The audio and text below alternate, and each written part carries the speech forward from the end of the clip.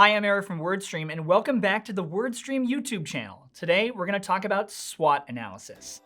I don't know about you, but I don't think there's anybody on your team that went to Hogwarts for high school or did their undergrad at Brakebills. The idea of predicting the future requires magic, or it requires informed planning that you can think about yourself and think about things in a more cogent, coherent, and honest way. And that's really the best way to embark upon a project. And that's where a SWOT analysis comes in. No matter how big your company, your team, or your organization, knowing exactly where you want to get to and how you're going to get there is an important task before embarking upon a project.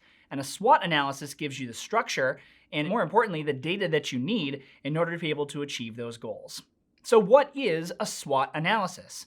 Well, a SWOT analysis is a way for you to understand where the stepping stones are that can bring you to success, or where the pitfalls are that can lead to failure that you can avoid. And it's all about being honest with yourself and with your team. Honesty is going to come up quite a bit in these discussions. First is the first S, which is strengths. So understanding what you're good at. What is the team really exceptional at achieving? Given the task at hand, you sort of say, hey, this is why I think our team, our group, our organization, our company could do well to achieve this task, because these are the things that are going to help us get there, the stuff that we are legitimately good at, the strengths of your team or your org.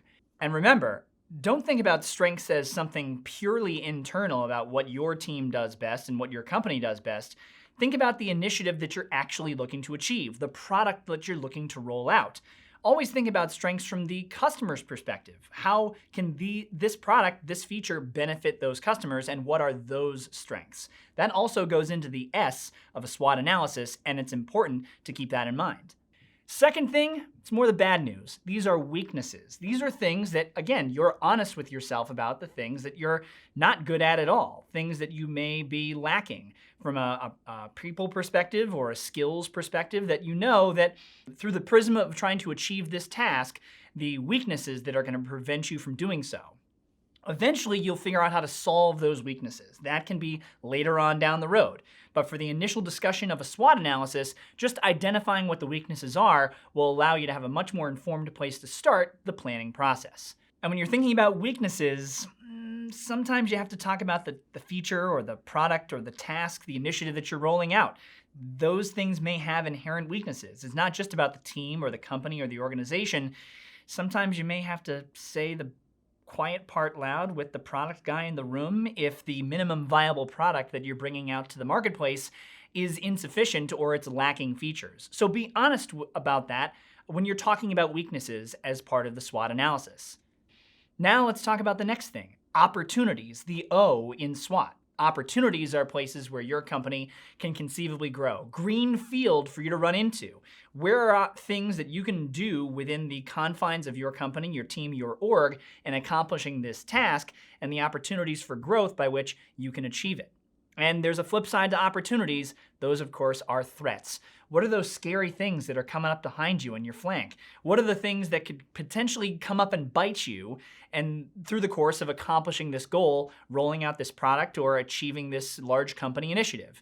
The threats that you identify during this process are going to help you understand what it is you may run into as you start building for the future. SWOT, strengths, weaknesses, opportunities, and threats. And the best way to do a SWOT analysis is in a group. Get your favorite brainstorm facilitator in the room. Say, okay, leave all your egos at the door, stay outside the room, and let's start talking radically candid with one another about these things. Being honest with yourself about the good stuff is easy. Strengths and opportunities, everybody can say the good things because everybody comes in with a positive feeling about meetings in the first place, or at least I do, and the folks here at WordStream do. But when it comes down to be really candid and really honest with one another, that's where weaknesses and threats can sometimes be more difficult conversations. So as you're brainstorming about these things, just be understanding of the fact that you don't want to step on anybody's toes, but you do want to be as prepared as you possibly can as you look to execute on these projects. A SWOT analysis is not something you're going to do right the first time. It's going to take some getting used to, particularly with the radical candor stuff that we were talking about earlier.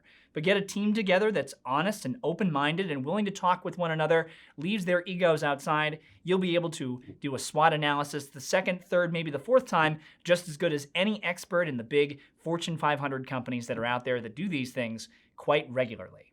I'm Eric from WordStream. Thank you for watching this video on the WordStream YouTube channel. Make sure you hit like and subscribe, and stay tuned for the next time we come to you. We talk about how to conduct a SWOT analysis a little bit more in depth. See you then.